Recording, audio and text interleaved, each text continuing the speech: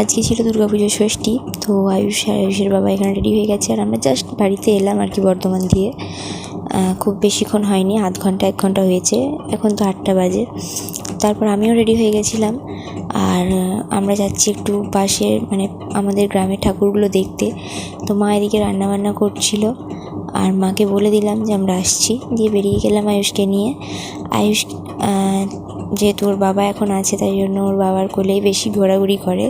ওর বাবা যখন ডিউটিতে থাকে তখন আমার কোলে থাকে, মোটামুটি থাকে, আমার কোলে থাকতে চায় না। ও বেশি ওর বাবার কাছে আর আমার বাপির কাছে থাকে।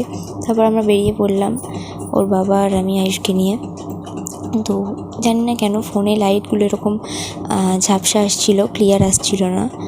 তো যাই হোক, তো আমরা বেশি দূর যাইনি। আমাদের গ্রামে মানে যে নতুন পুজোটা শুরু হয়েছে আমাদের হাই স্কুলে গ্রাউন্ডে, ওটাই দেখতে গেছিলাম। ওটাই দেখলাম, দেখার পর আর সেরকম মানে এনার্জি ছিল না।